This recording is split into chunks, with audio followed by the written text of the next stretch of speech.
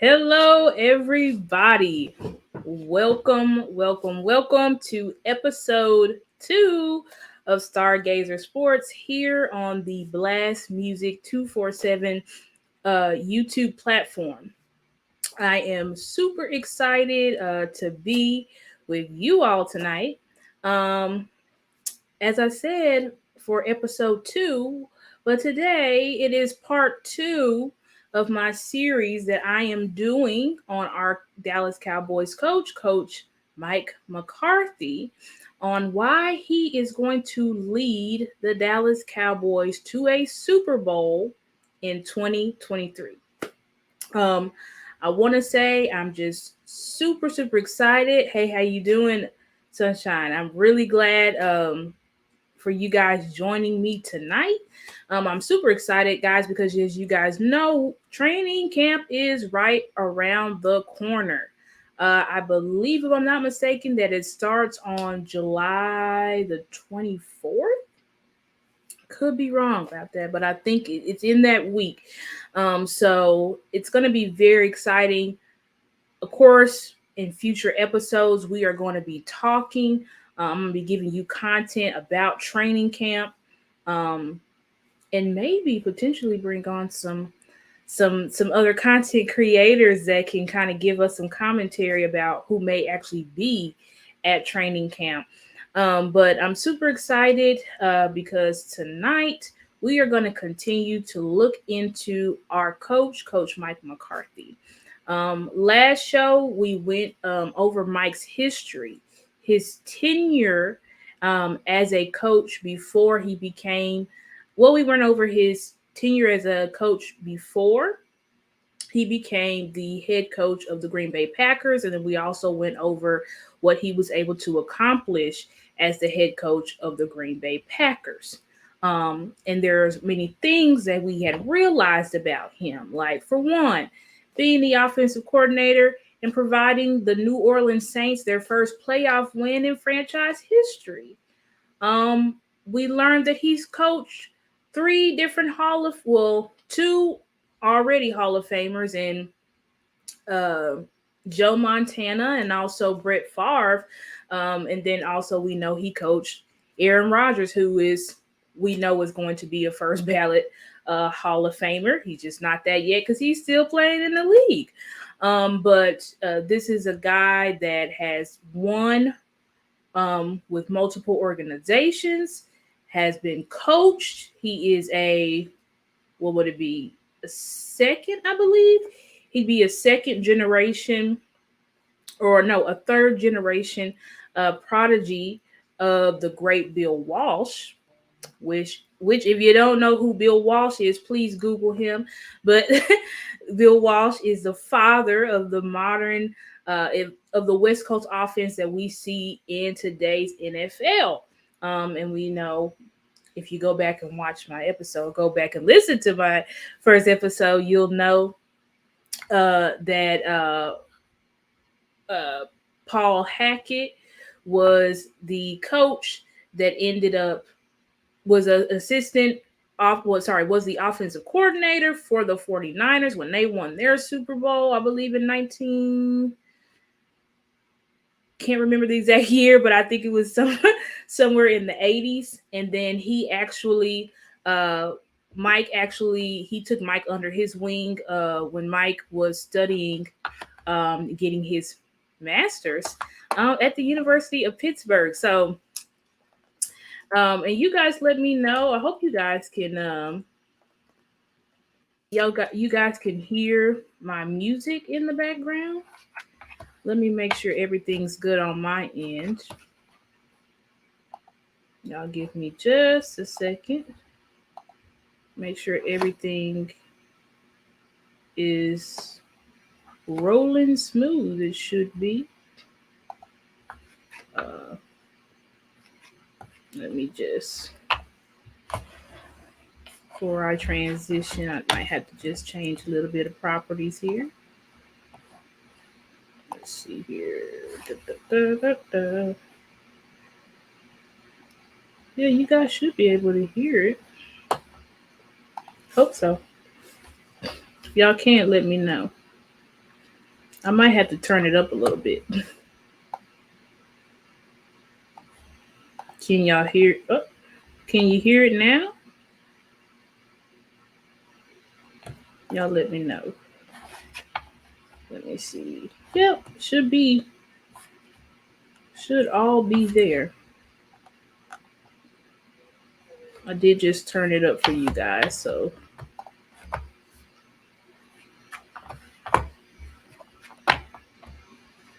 okay.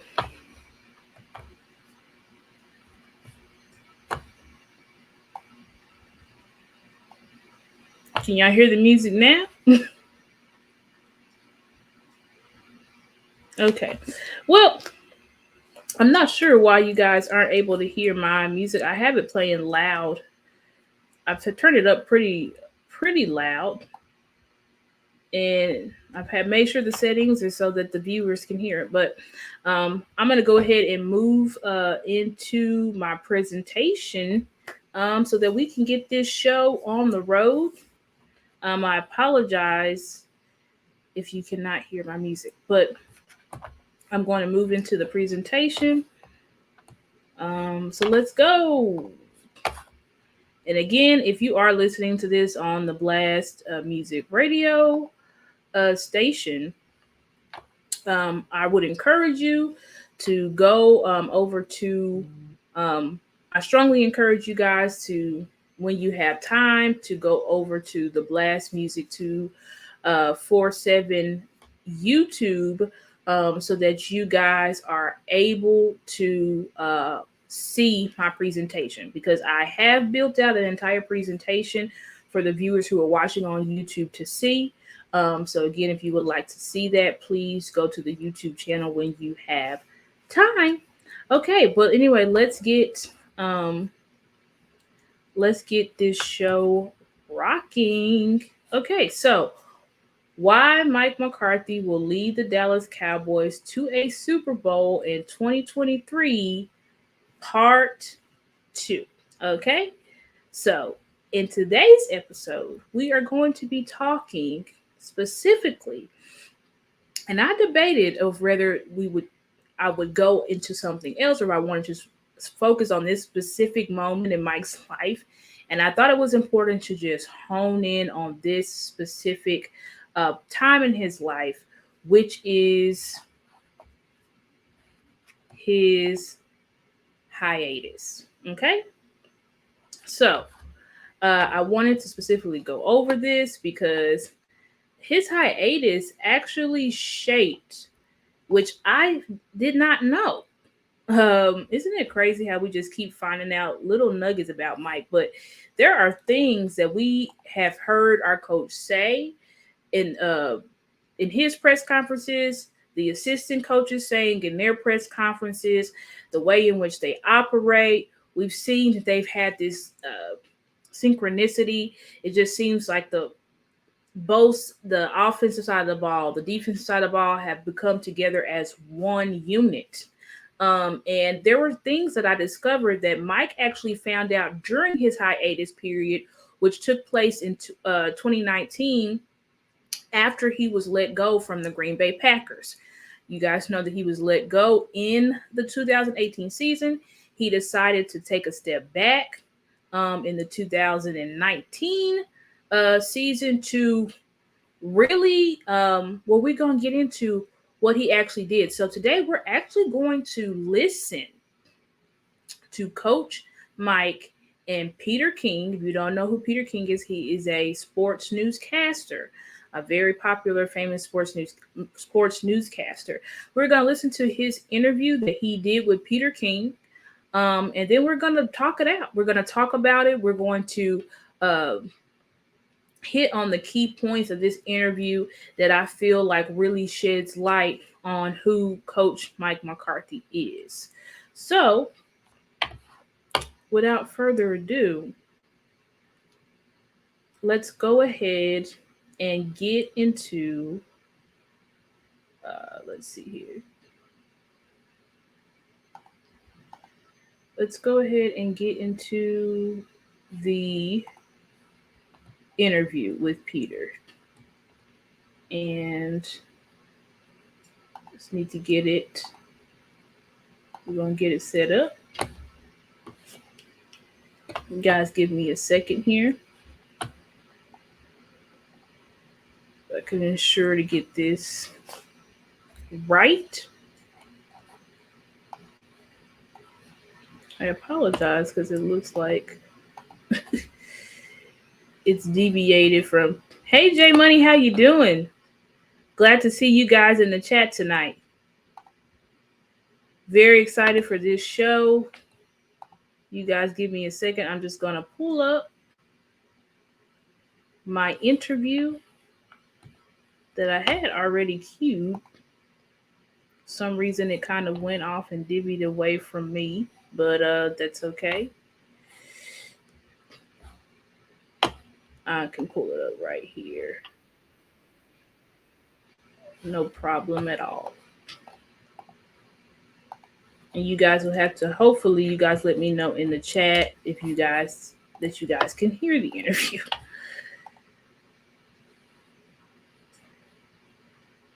Okay.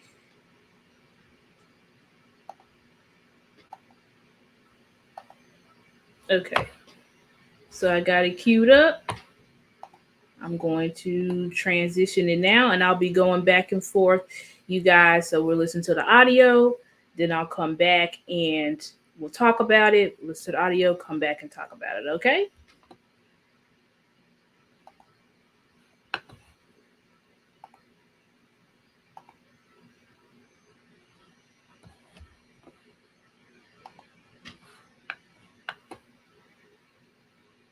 You guys let me know. Hopefully everybody is able to hear the audio that is playing.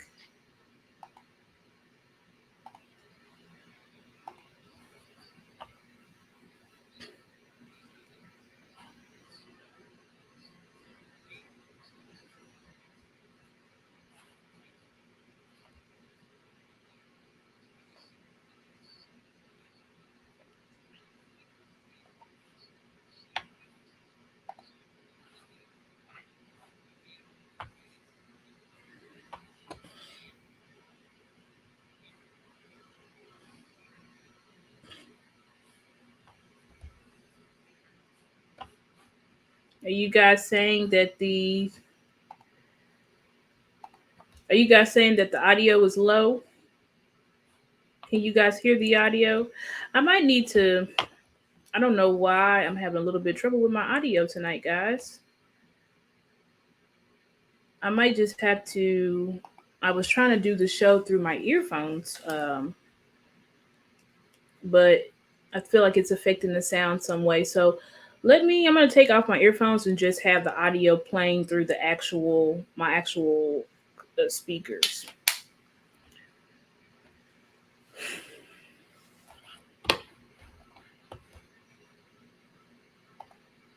Okay.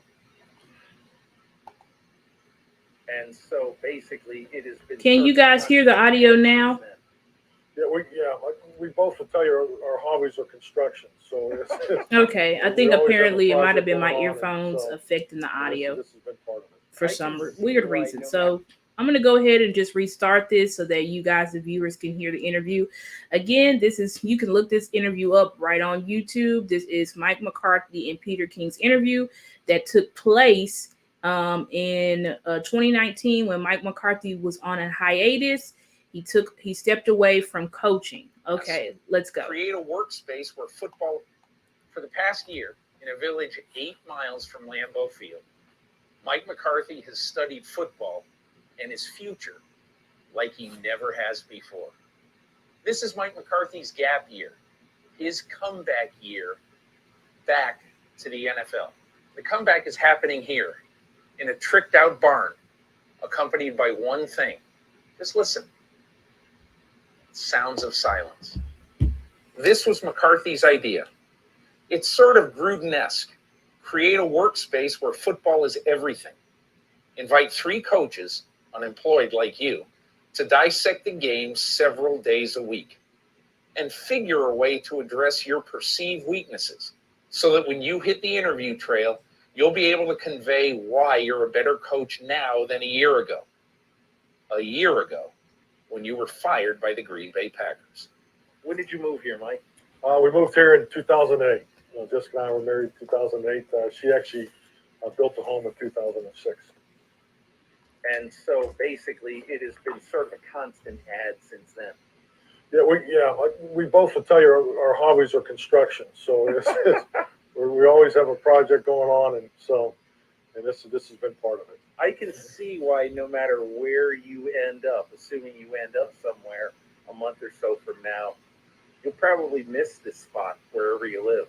Oh, definitely. No, this is home. There's no place like home, and some great advice was given to me when I started doing these different projects was, when buying a house is one thing. It's a financial decision. But when you build a home, you do whatever you feel like you need to do for your family. So, Mike, here we are. We're doing a little visit with you at your place in Green Bay, just outside of Green Bay. And I just want to know if you could give me, sort of the Cliff's Notes version of how you ended at this sort of compound, 6 or 8 miles outside of Okay, Lambeau guys, I'm going to Field. pause it right here. So I just wanted y'all to hear pretty much that intro where Peter King is fleshing out and talking about the purpose of the interview, he basically gave a brief synopsis on what Mike McCarthy did in the hiatus, which was he took time, he built out this tricked out barn. You guys can see it in the pictures because I have stills of the actual interview where Mike McCarthy built out in his barn and a whole studio where he went through his entire coaching history from Green Bay to Kansas City, things like that. We're going to get into that, but he did it with about 3 other coaches, and so that right there gives us insight on who Mike McCarthy is. But I want to go ahead and skip over to the concept, where Mike McCarthy is going to talk about. I'm not going to play the whole interview, guys, but like I said, if you want to listen to the interview, you can go to YouTube, type in how Mike McCarthy has prepared for his return to the NFL. It is an interview that is on NBC Sports YouTube where you can view that if you want to listen to the entire interview. But for sake of time, we are just going to listen to snippets of the interview. So I'm going to go over to the part where Mike McCarthy is going to specifically talk. They're going to have more dialogue on what he did during this specific hiatus year. Mike, what has the past year been like for you? You were let go by the Packers almost a year ago now. So what's that been like for you? I mean, really, the best way to describe it, it has clearly been a gift. I am so thankful for the time it has given me personally, just to, being an NFL coach for a long time, just being in the coaching profession, just really have the ability to step away and be a normal father, be a normal husband, and that has been that's been incredible. Just the quality moments that we were able to have. But frankly, it's really given me an incredible opportunity to take a deep dive professionally, just to go back and get into things that I haven't really looked at in quite some time.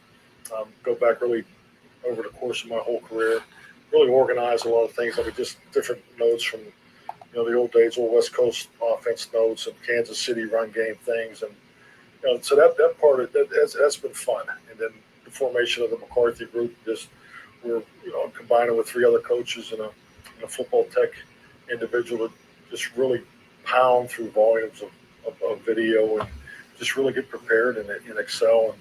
And frankly, the goal is just to improve. And it's been a really healthy 6 months. How long did it take you?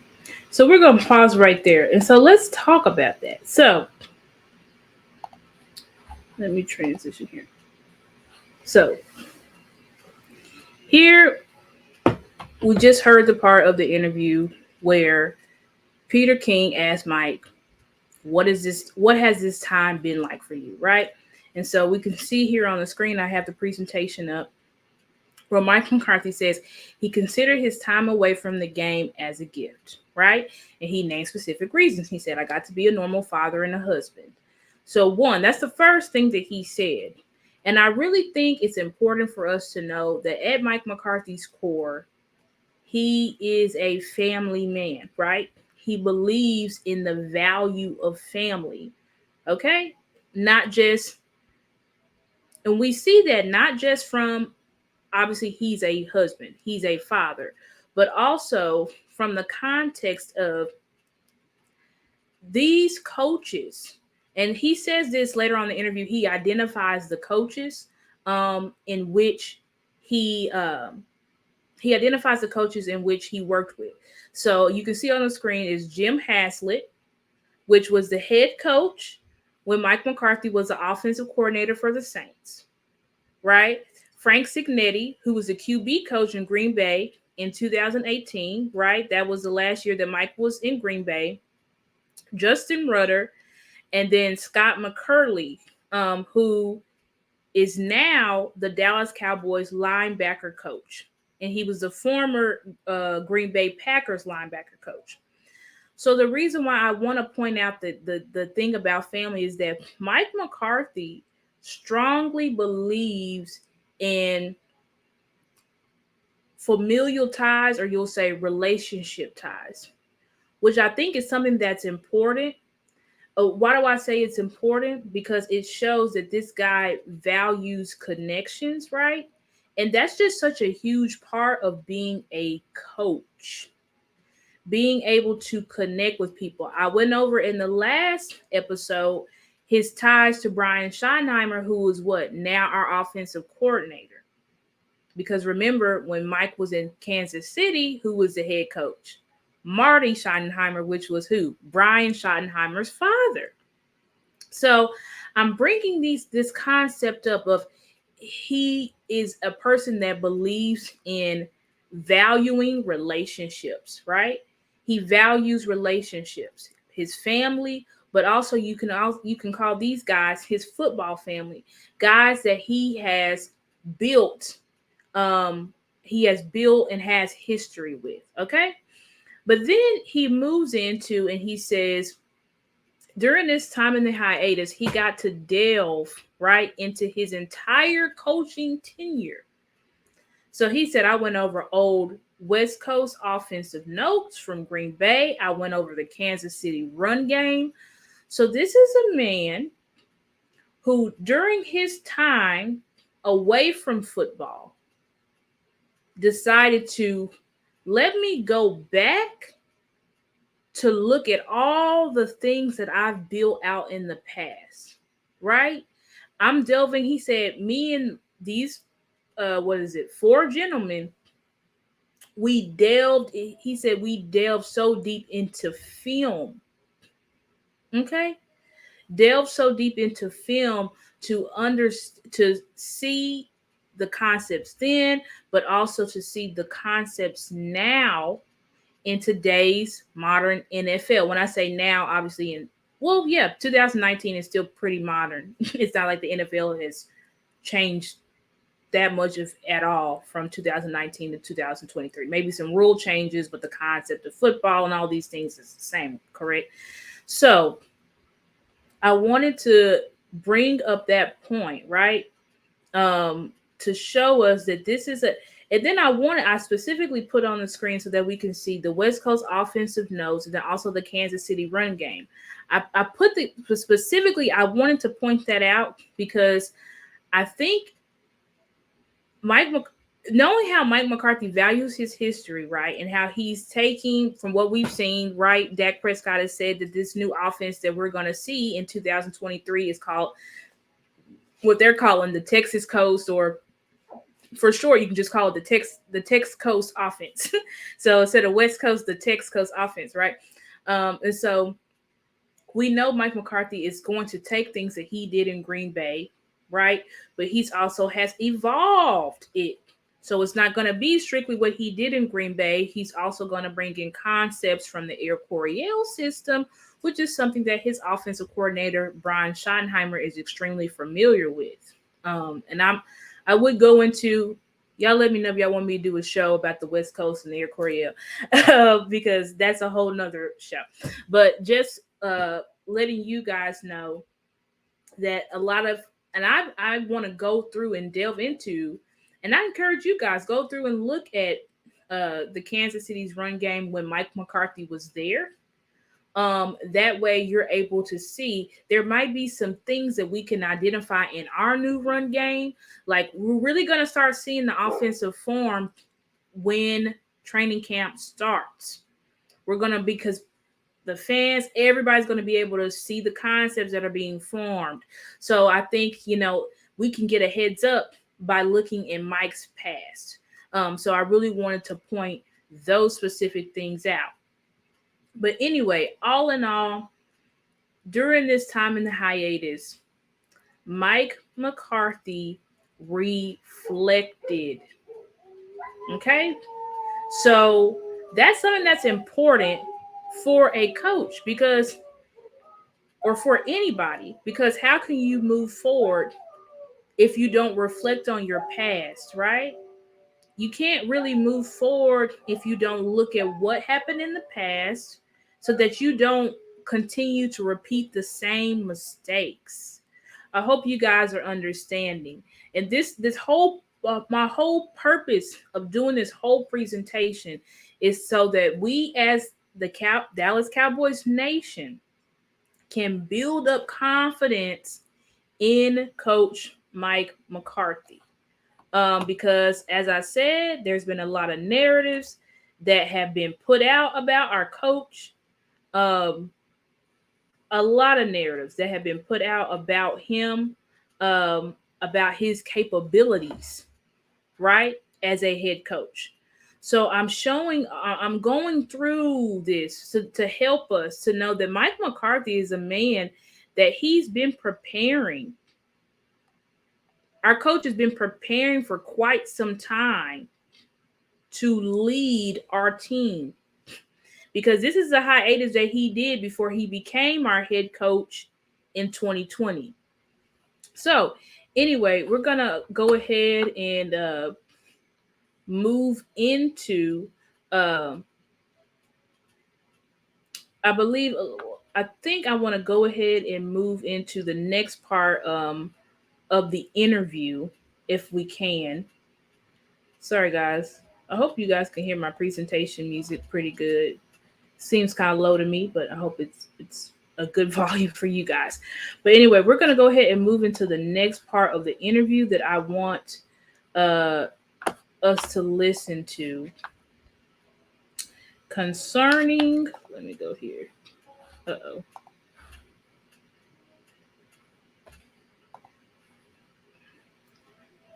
Oh, here it goes. We want to go to the next part of the interview where Mike is going to talk about how he's changed and how he's evolved as a coach. So let's go ahead. I'm going to have to transition this. Okay. And let's go. How do you think you have changed as a football coach in the last year? Changed? I think I'm more rejuvenated, frankly. I think it's been great to dive into the old concepts and see really the variations that come off it. We do a trends tape every week. It's a cut up that runs through filters that we've established using PFF. We were talking about those guys earlier.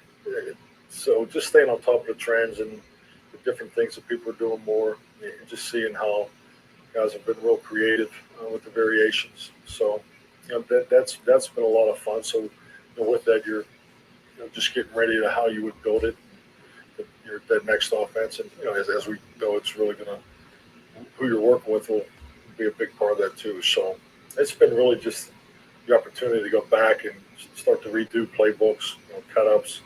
I was working on my first talk to the football operations group last week. So just looking at I've looked at a lot of old talks, old presentations that I've done over the years, and just because going back through them, frankly, is just get me back in the mindset to get ready to interview. Okay, guys, and so we're going to take a small break. I'm going to hand it off to Veep, our vice president, who's going to take over and show us the Blast Artist of the Week. Indeed, indeed. The Blast Artist of the Week is sponsored by the Lee Law Firm. If you are in the Dallas-Fort Worth area and you need some legal assistance, contact the Lee Law Firm. You can find them on Facebook, but we also have an ad right after the Blast Artist of the Week. And the Blast Artist of the Week is our girl, Demi Day, and this is called Be Like You. Check it out.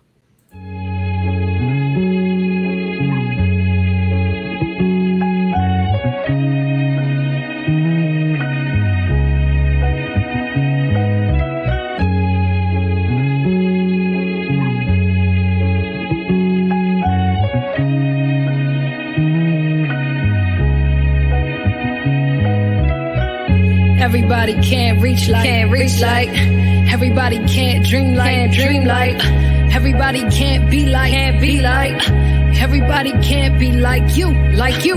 Everybody can't reach like, and everybody can't dream like, everybody can't be like, everybody can't be like you. I understand you got your own thing going, merely on down the stream, you better keep on rowing. They try to knock your self-esteem, you better keep on glowing. Don't let nobody in between that future you be knowing. So here's my message to you. Ain't no person on earth that can outdo you. Be yourself unto yourself. You'll be honored that you knew you. Only you can be your rock when it ain't no one else around. And if you don't love yourself, then the only way is down. But I believe in you. I see you got some dreams in you. Full speed ahead, I see you got some steam in you. Just keep chugging away. Be grateful for every day that you get to bless the world with such a beautiful face. Let your shadow make the chase. Let your heart dictate the pace. Let your mind give you the strength and let your spirit run the race. I bet your ancestors cheering, seeing the path you clearing. Nothing worth fearing, every lesson worth hearing. But every now and again they try to break you. Lean into them wounds even though they might be painful. And when they heal the scars, that's when you gon' see a breakthrough. I'm praying that you make do with every resource within your grasp. Multiply it forth and be generous with your math. Kindness in your hand, willing to understand that every single second you get is another dance. And every single moment you breathe is another chance to do something you love, to always rise above. Parting for the past, don't let that trauma beat you up.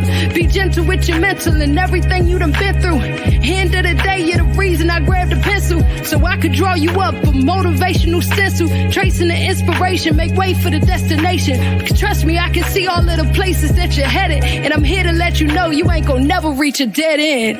Everybody can't reach like, everybody can't dream like, everybody can't be like, everybody can't be like you. Everybody can't reach like, and everybody can't dream like, everybody can't be like, everybody can't be like you.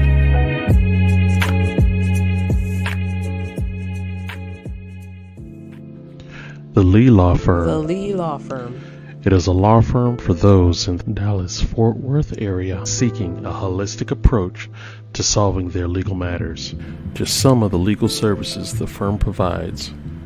It's divorces, custody suits, child support, and adoptive child services, criminal defense, DUI defense, wills, trust, power of attorneys, and many, many more. You can contact the Lee Law Firm. The Lee Law Firm. And make sure that you say the word blast when you speak to the Lee Law Firm representatives and receive 10% discount on your initial retainer to hire the firm. Yes, indeed. And that was our girl, Demi Day.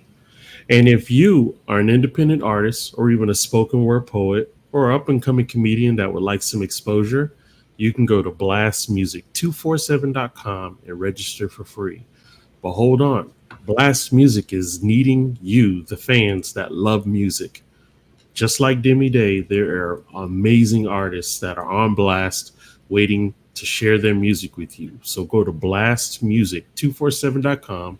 You can register as a fan, of course, for free and listen to hundreds of amazing independent artists. So again, that's blastmusic247.com, changing the industry one artist at a time. Back to you, Star. Thank you, Veep. And that was also the Blast Music Artists of the Week are always fire. So you guys, please check out that artist content because that was a fire song. I'm gonna also be downloading that. Okay, but anyway, moving on. So we just went over before we took a small break, to tell you guys. We went over the part of the interview where Peter King specifically asked Mike, how has he evolved as a coach? And that's when he specifically went through saying that we've gone through high volumes of film and that we've been staying on top of trends. We've been redoing playbooks. So this is what Mike McCarthy did during his time. So I know that there was a rumor out there that Mike McCarthy he didn't spend any time really doing anything. It was, he's a fake analytics guy. And, he didn't really delve into film and all that stuff. But I want to tell you guys that is complete BS. Because you can see all that this man put into during that year off, right? So Mike McCarthy is a guy, like I said, that he evolves as a coach. Because there's also some people saying, oh, it's just going to look the same as Green Bay and he's going to go stale and all of these narratives that have been swirling around our coach. But the narratives I'm here to inform you are not true. Okay? Because not only did our coach take a whole year off of football to analyze his past, but also he looked into the future, right? He looked into the current league and then developed and redeveloped former playbooks and passing and running concepts and all these things, but not just with himself, because 2 is better than 1. But Mike didn't only just get another partner, he got about 3. How many people? 1, 2, 3, 4 other people to help him go through all of this film and analyze. And these are people that he formerly had connections with. One of these guys is now one of his assistant coaches for the Dallas Cowboys. So I just think that it's so important as we continue to go through this interview, learning about who our coach is and how he took the time off to actually evolve as a person, but also as a coach, which is most important to us because that's what affects our team. Okay, so I want to go ahead and move on to the next slide on what did Mike specifically learn during his hiatus. Okay, and so I'm going to play the part of the interview from Peter King. But here we have excerpts that was written by RJ Ochoa from Blogging with the Boys. This is an excerpt from his article where he actually broke down the Mike McCarthy and Peter King interview. So I have this on the screen. It's going to be exactly verbatim. You'll hear it from Mike and Peter King as they're talking, but you can also see the dialogue here on the screen. And so this is really, really, really important point. Because if you've been following the team and maybe you haven't been following the team, I encourage you to do that. And I also encourage you to always follow Dallas Cowboys YouTube, listen to the press conferences of the coaches and the players. But let's go ahead. I'm going to play this part of the interview for us. I want to play this part of the interview so that let's see here. Yeah, hold on. Let's see. Sorry, guys. I got to make sure I'm getting the right part of the interview. I think it's probably this. Yeah, I'm going to go ahead and play it here. Let me transition it here for us. And oh, hold on, that's not right. Okay, let's see. Yeah, what has he learned from watching the NFL? All right. Let's talk about 1 or 2 things that you have found out maybe about things you want to do differently in your offense coming into 2020, or maybe things you've learned from watching the NFL in a way that you could never watch it when you're coaching, because then you're so dialed into your own team and that opponent. Now you can watch 32 teams every week. So give me an example of how you feel that you're going to take something you've learned this year into your new world. Well, I think it's like anything. When you have time to reflect, the brutal honest with yourself is where you're going to get the most value. And I've looked at every coaching staff, every decision, installation of offense, scheduling. We practiced on Fridays, then we didn't practice on Fridays. So when you have a chance to look at all those things, it gives you, more distinct, focus on exactly how you'll approach that next one. So, I mean, one thing, just to give you a direct answer to your question, if you're going to call the offense, if you're going to be the play caller on Sunday, you need to be the major installer, Wednesday, Thursday, Friday. So that's something that I got away from in the second half of my career there in Green Bay. And so how did you do it in the second? Well, we spread it out, and the why we did things. They're all sound judgments and good decisions, and you're trying to evolve your staff. You're trying to, you're trying to let coaches grow. This coach was in charge of third down, and then you wanted to grow his experience, and he got switched to red zone. So you're trying to do different things with staff development. That frankly, the priority of staff development probably took a little bit away from, the game planning process of how we did it in the early years. So, it's not a really right and wrong. It's more of a preference. Why do you think it's important for the guy who is installing to be the guy who's calling the plays? And I think it's the same thing on defense too, because every player in that room needs to know why you're calling that play, and he needs to hear from you why he's calling the play.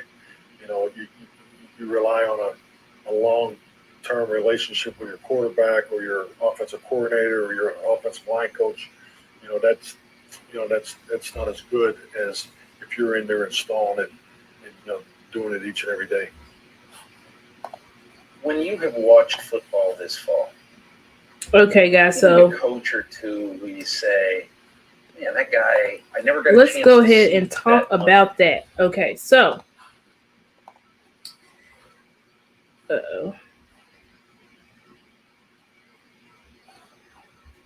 sorry, guys. Let me go ahead and transition back. My slides kind of skipped back on me, but y'all give me a second. We'll get it pulled right back up. Okay, here we go. So this is extremely important, and I'm gonna, for the sake of time, I'm not gonna delve too much into it. We're gonna really flesh it out, and then y'all have to tune back in next Monday at 7. Okay, but if you have been watching the Dallas Cowboys press conferences from our coaches, this is a concept that Mike McCarthy has continuously said, right? And this is what he said to responses when people were criticizing him. Oh, Mike, why aren't you, why don't you take over the offense? You're allowing Kellen Moore, who was our former offensive coordinator, to call plays and all this stuff. And it's like, why don't you call plays? All of these things. And Mike said this, and I never knew that this is a concept that he developed. This is a new concept that he learned over his hiatus. So just to know that our coach took something, right, that he wasn't doing in Green Bay, because if you listen, he said that's what he said, I got away from that in Green Bay because we started spreading it out and divvying responsibilities to various people. But he was like, it's so important, you can see here on the screen, that if you're the play caller, right, you need to install the offense because the players need to know from you the why. And that's also something, if you have been listening to the press conferences, what the players have been saying. We know the why, we know the detail. You listen to Dan Quinn, you listen to Brian Schottenheimer, they're talking about the why, they're talking about the detail, nailing down the details. And Brian Schottenheimer actually said that Brian Schottenheimer and Dan Quinn said, all of this language, it flows from Mike. Because y'all may not know, but Mike McCarthy, during the beginning of minicamp, he had to have back surgery. So he only had his coordinators there training the rookies at rookie minicamp. And they were saying, like, Mike is so organized because he lets us know specifically what he wants taught on each day, the details, everything like that. So knowing this is the type of coach that we have, a man that is extremely detail oriented. You know what? Let's just go ahead and get into my next slide, because let's go over it. Okay. So we're going to talk about Mike's values as a head coach. I'm going to move this over here. And if you're looking on YouTube, I have this board in the background, and like, this is just like, you can see. And I show his books and everything, so you can see just how technical, this man is. But anyway, let's go over Mike's values as a head coach. Let me see if I want to go. I may be jumping ahead of myself.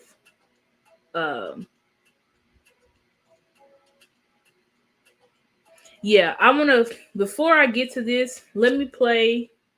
I'm going to play one more clip, because then what I just said is going to tie all into Mike's values as a head coach. So let me go ahead and play one more clip for us from this interview. And then we'll be able to talk about his values. Let's see here.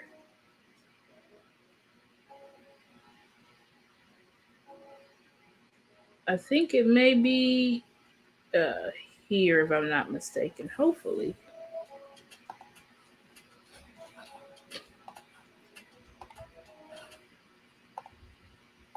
Mike, when you look at yourself as a football coach, not necessarily scheme related, but is there something that you feel like you have sort of attacked in this year off and this rejuvenation year? Is there part of being a football coach that you feel you're going to be better at in 2020?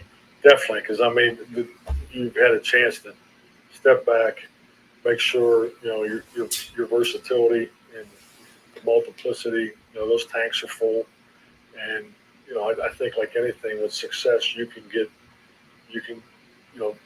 go down a certain path, and you can stay down there a little too long. And that goes back to what I said earlier. You have to evolve. It's just not on offense or defense or special team schemes. How you train a team is probably more important. The health of your football team, the wellness of your football team, the continuing education of your coaching staff. How do you move, the education and the experience of everybody in the football operations? How do you move that forward? That's, to me, that's what creates winning. So I think when you don't have success, there has to be something you pin it on. Get it? That's our industry. But there's so much more that goes in. There's so many more variables that go into winning than what plays you run on offense. Bill Parcells, I was having a conversation with him last year during the hiring process. And he expressed to me that, and a lot of the guys who were getting hired, he didn't know. And he expressed to me that a lot of these really smart guys, let's say on one side of the ball or the other, mostly offense, but a lot of these smart guys have never had an opportunity to run a program, to be a head coach. And he told me, he said, if I am looking for a head coach, I want a guy who's been a head coach. And one of the reasons I want that is that there are so many more things involved in being a head coach of a team than in sitting there and designing a good offense that's going to overpower Team X on Sunday. Now that you've had an opportunity to be away from it for a year, tell me if you think that's true. If so, what is it about being the head coach of a whole program that is an advantage? Well, I think, number one, I agree with 100%. I think that's the way I see it. I've told the story countless times about my first year as a head coach. We started off 1-4, and I can remember Marvin Lewis called me and said, "Hey, how's it going?" And I said, Marvin's the head coach in Cincinnati even then, right? At the time, correct. It was 2006. And he says, "How are you doing?" I said, to be honest, I never thought I was going to be this hard to win a damn football game as a head coach. And he says, "Whatever you do," he says, "just stick to your guns, don't change." He said, "You're there for a reason. Trust your instincts, and stay the course." He said, "Don't change now." And that was great advice. I can't tell you how much that helped me through that first year, because we were 1-4.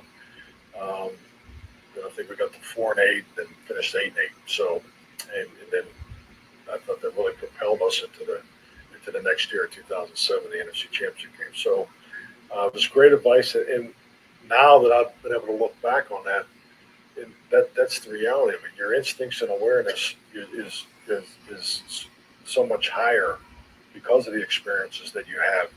And it's not about just a scheme on one side of the ball. And frankly, I've spent probably 3 times as much time on what I'm going to do as a program as what I'm going to do on offense, because that's where the advantage is. I mean, you've seen this league, and particularly since 2011, parity comes in so many different forms. It's not just in the draft; it's also in now how you train your team, how many hours you can practice, and so everybody's has to do everything the same. So where is the advantage? Give me an example if you can, whether it be. Okay, so I'm gonna get into the next part of the interview. It's gonna be one more where Mike's gonna talk about analytics, but I do want to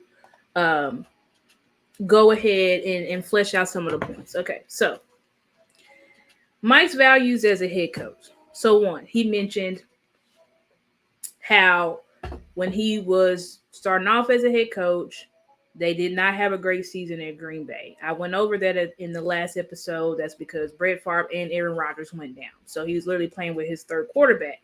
But he said that he received advice from Coach Marvin Lewis, who was the former head coach of the Cincinnati Bengals, who told him, "Do not change.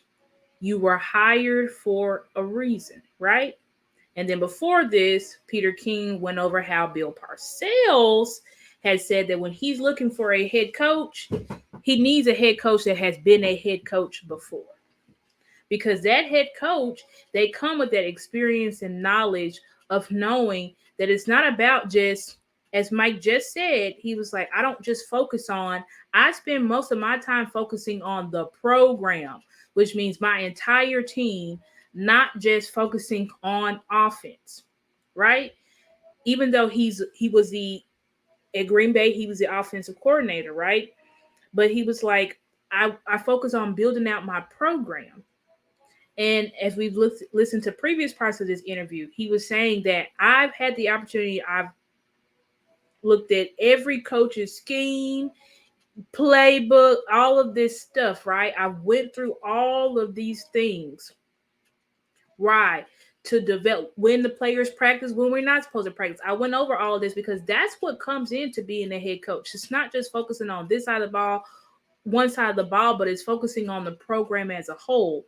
And the beauty, this is just popped into my head, but the beauty about this as well is that Mike McCarthy had 2020, 2021, and 2022 season to sit back and really just focus on his program, building up the culture of his team, which was something that he really focused on during the hiatus. How would he build up his team without even having to worry about play calling?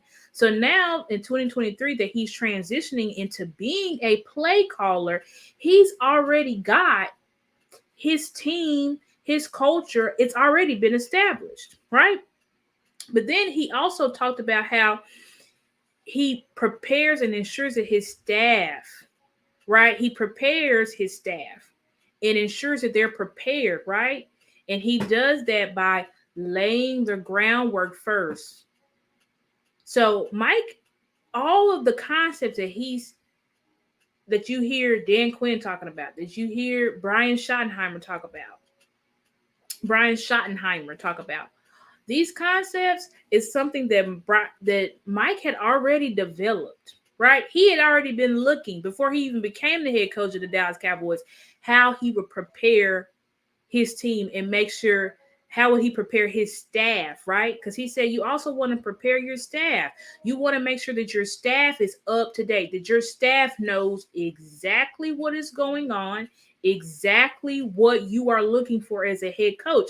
That way you can teach all the concepts and everything can be streamlined from the head coach all the way down to the water boy or the water girl, right? So let's go ahead and listen to this last part about analytics. And then we're going to go over, we'll get through our last slides in the next 10 minutes. And then you guys, unfortunately, y'all are going to have to wait and see me again next week so that we can get, delve more into this. We're going to transition into Mike's time that he's been the head coach of the Dallas Cowboys. But let me go ahead and play this last part about analytics. And then I think this is, like I said, this part is super important because one narrative that's been spewed about Mike is that he's a fake analytics guy, which I already told y'all that was BS last week because Mike was a former quality control coach, which that's all they do is analytics and preparing, looking at trends of the other team and all this stuff and preparing the quarterback so that he knows what he's looking at for the opposing, with the opposing defense and stuff like that. Okay, but anyway, let's go ahead and listen to this last part about analytics. Have you embraced it? Well, it's really how I got into the league.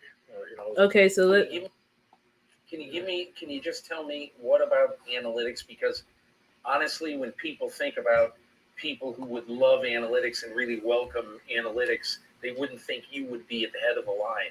Why? And maybe you are. Why have you embraced it? Well, it's really how I got into the league. I was a quality control coach in 1993, handled all the game analysis, and so learned it from the ground up. And my thing with analytics, and people used to hate the term, I'd say, statistics are for losers, because it's really the application of the information from statistics is where the value is. And that's something that I've always pushed forward. So when you really break that down, is all this analytics and the third-party analytics in our business now are better than ever. I mean, there's some great companies out there that are giving you great information, but the real test is how how to utilize it. How's it show up in your schedule that has been minimized in training camp? It's been minimized in spring. So those are the thought process that it's been nice to take a step back and think about it and think it through. And we already have our calendar done for next year. So it's you having conversations and going through those thoughts in May or in September when you really don't have to get into it till April, May, 6, 8, 9 months from now. So that has been very helpful. It's just you're having a lot of conversations through this McCarthy group that you don't really have the time because once you get that new job, you hit it running and you got to hire staff and things are moving so fast. You really have to have the groundwork laid, and that's what's been great about this time off. We've been able to refine some of the things that we've done in the past, been able to reduce some things and really clean a lot of them off. So it's been a fun time. So Mike. Okay, so isn't our coach so cool? I don't know about y'all, but I am drinking the Mike McCarthy Kool-Aid 100%. So anyway, so he just said what I just said, which is he came into the league as a quality control coach for Kansas City. Remember coaching Joe Montana? Mm-hmm. And so he learned his foundation is analytics, but he said something specifically that I have here on the slides. He said statistics are for losers. The real test is how you use the statistics. Because he said, you got all these companies out here and they're great and they can put out PFF. They can put out all these stats, right? All these numbers and all this stuff. But it's like, okay, that's great, but what does that mean? Right? And how can I use these statistics in order to further and better my team? And then he talked about just how I have here on the slide, how he said, we already have our schedule laid out for next year. Mike McCarthy is one of the most forward, right?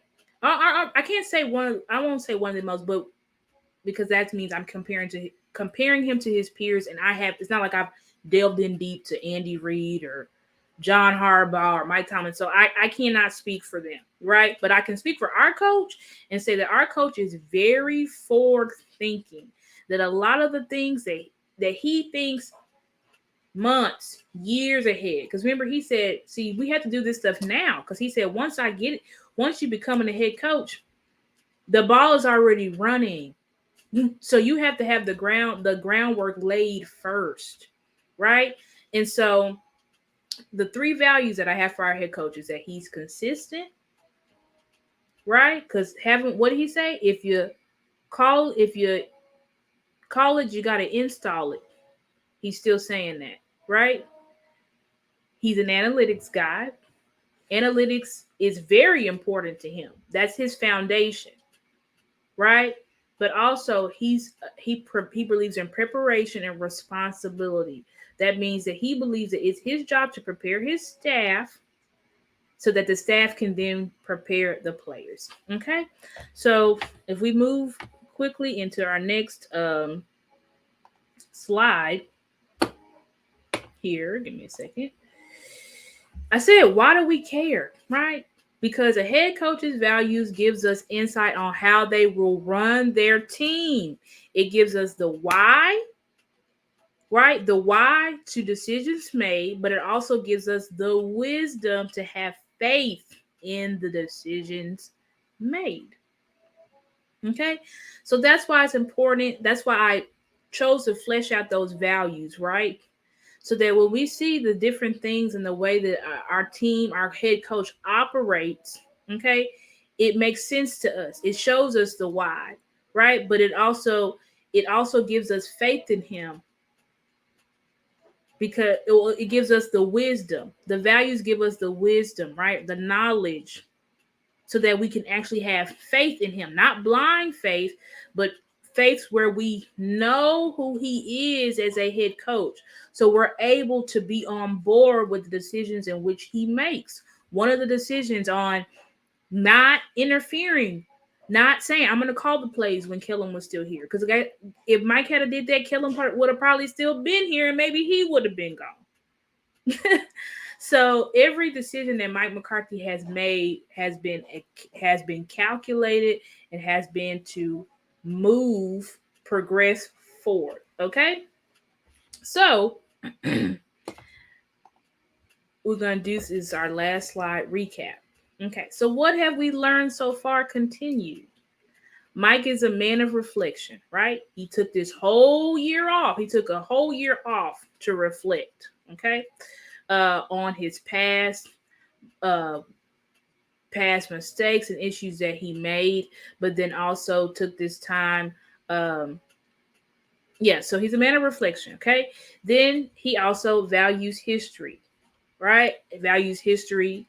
He went through his tenure in Green Bay, in Kansas City, New Orleans. He brought in his head coach that was with him in New Orleans. So he values history. I should also put there he values family. I already went over that extensively at the beginning of this episode. But Mike McCarthy is a man of reflection. He's a man that values history. He's a man that has evolved. What's he say? If you install it, you call it, right? So he realized that was an issue at Green Bay. So he made sure that when he came to Dallas, he lived by that. He lived by what he learned. He didn't say, oh, well, it didn't work out with Green Bay, but I'm going to just go and do the same thing in Dallas. No, he evolved. And then also that he's a detailed analyst who believes he functions better as a team. Why did I say that? Because he formed the McCarthy group. So Mike McCarthy is a true stats analytics guy, period. So if there's anything I want y'all to grasp from this show, is that Mike is extremely, extremely detail oriented, that he has evolved as a coach, that he believes in history, and that he's about to take his history and all the new things and concepts that he's learned and be able to pour all of what he's been able to gather over these years, right? He's about to pour all of that into this team. He's already been pouring into it, but specifically since he's taken over play calling, he's about to flood all of that, right? You already see it. Look at how the coaches, like I said, are speaking. The players, you already see the Mike McCarthy effect.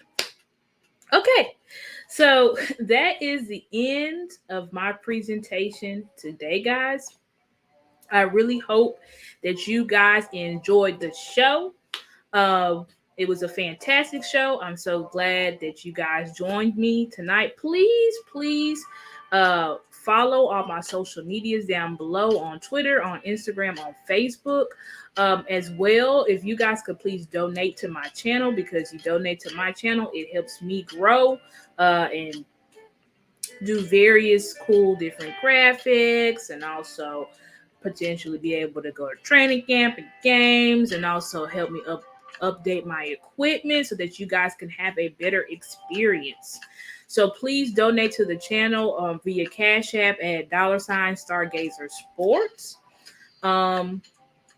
Please turn on your notification bells as well, guys. Please subscribe to the Blast Music 247 channel.